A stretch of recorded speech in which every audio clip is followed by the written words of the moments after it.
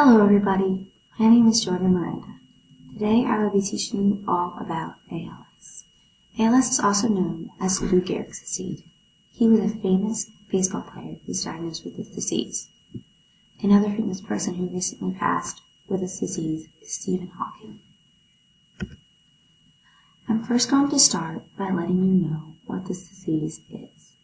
ALS is a progressive neurodegenerative disease. Progressive means that this disease gets worse and worse over time. Neurodegenerative means that the neurons break down. So the nerve cells in the brain and spinal cord that signal to the muscles are what neurons are affected.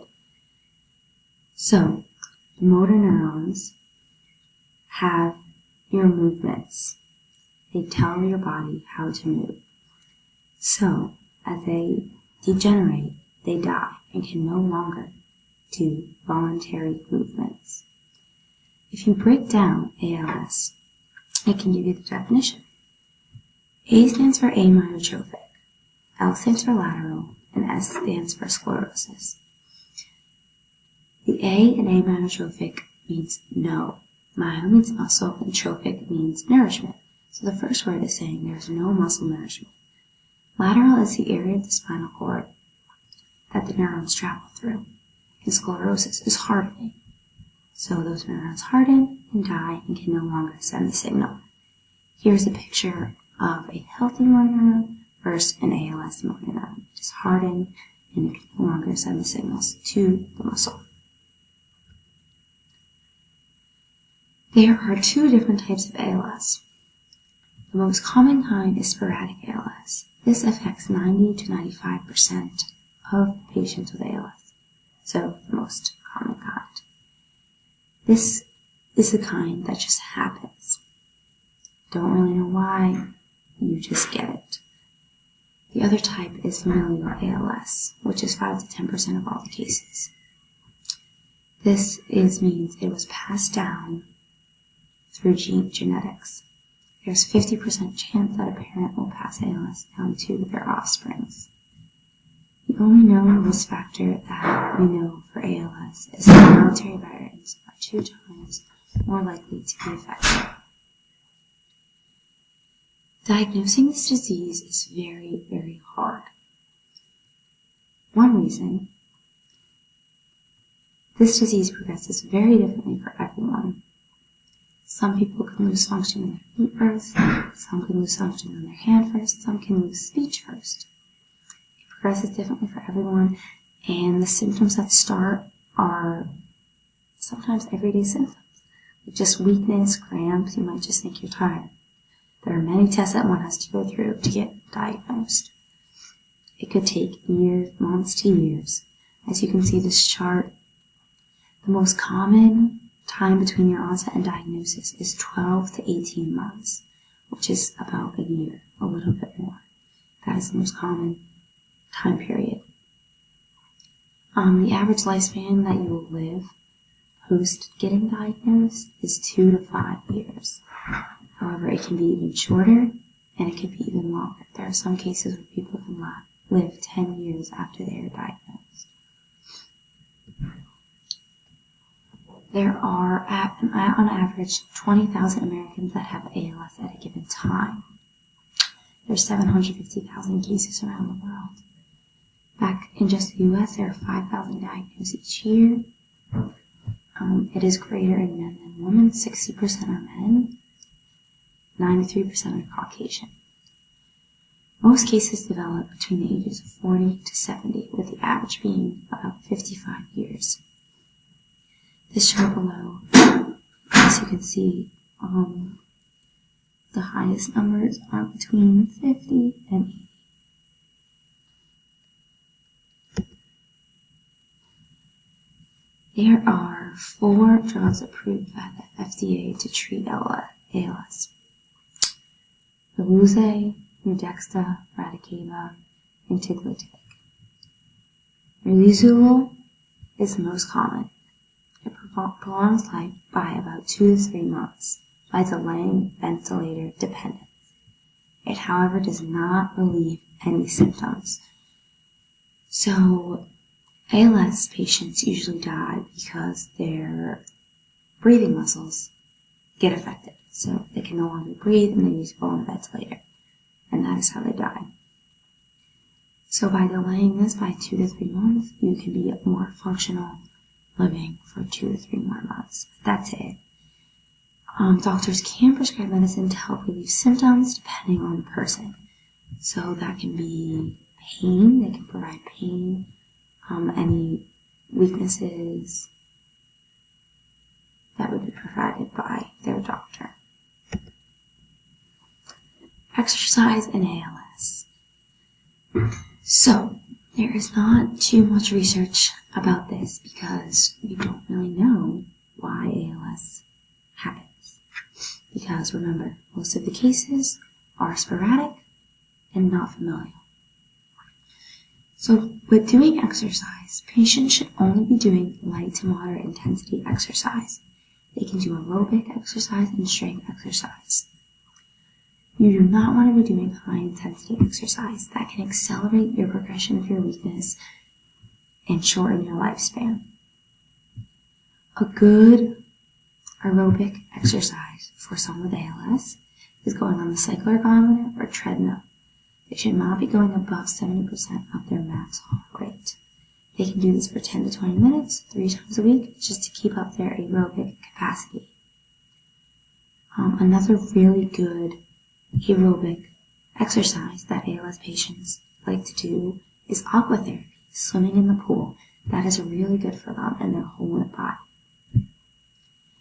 Stretching is important for patients with ALS, and strength training. They can improve their strength.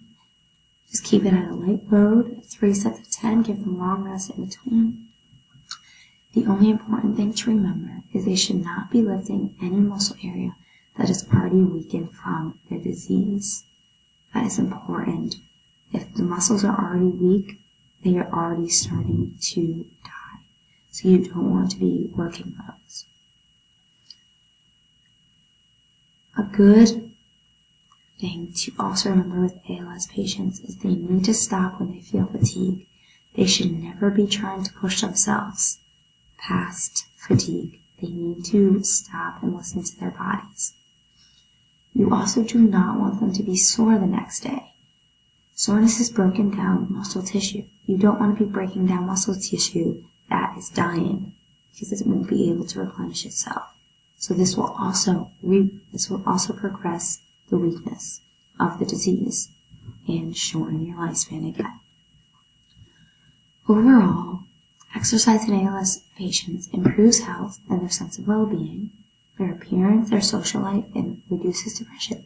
It gives them something to do, something to look forward to, motivates them. Getting their mood up is important. These people most likely don't have that long to live. Their life is really changing with all their muscles being affected. So it's important that they have something to do and keep them active. There was a 2018 study recently done with 59 ALS patients. 21 of them were randomized to do stretching exercises, 18 were doing resistance, and 20 did endurance exercise. These were all at light to moderate intensities, and the study proved that exercise was tolerated and there was no disease progression. So this proves everything I said on the last slide, that it's okay for them to be working at the light to moderate intensity and just listening to their bodies. Now I would like to introduce a case study to you all. My patient is a 50-year-old male. He has a clear medical history. He had no family history of ALS, which means he had sporadic ALS. He did not know it was coming. He was diagnosed 1 year ago. It took them a year to give him a diagnosis. So he's most likely had ALS for about 2 years now, and he has about 1 year left. Something he loves to do is hike. He exercises currently, but he wants a plan as he loses more function, because they don't really know what to do when they lose more function, because they start to lose everyday activities are hard for them.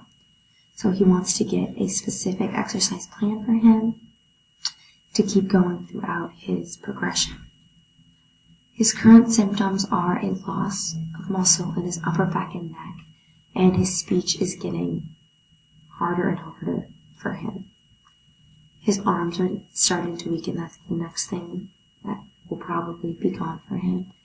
His legs are strong and functioning well still. So with this patient, I would prescribe him with aerobic and strength exercises. For aerobic exercise, I would say he should go on a hike 2 to 3 times a week at a 60% max heart rate.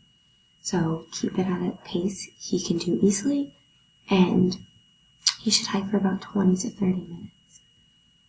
For strength exercises, he should be doing these 2 to 3 times a week.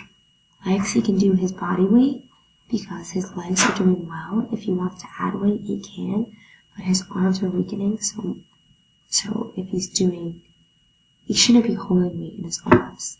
But if he's doing a machine, he can add weight for his legs. Only to the point where he's not going to get score or overloading. He should be doing 3 sets of 5 with 1 to 5 minutes rest in between sets. For legs, he can do squats, lunges, step-ups.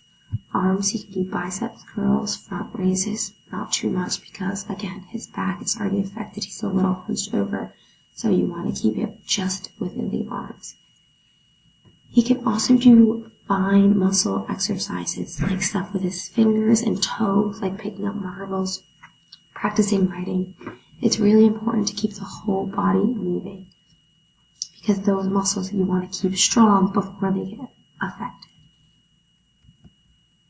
Lastly, some modifications and special recommendations. Remember, fatigue and soreness sets in, he should immediately stop exercise. And as more loss of muscle sets in, we're going to have to change his prescription. Like, for example, when his legs start to weaken, a hike won't be as good because we want to make sure he's safe and doesn't fall. So we want to move him to a stationary bike. And special recommendations, just always keep it to what he likes to do. They don't have a lot of time left. You want to keep them happy. So make sure they're enjoying what they are doing. And that's it for today. Here are my references. Thank you.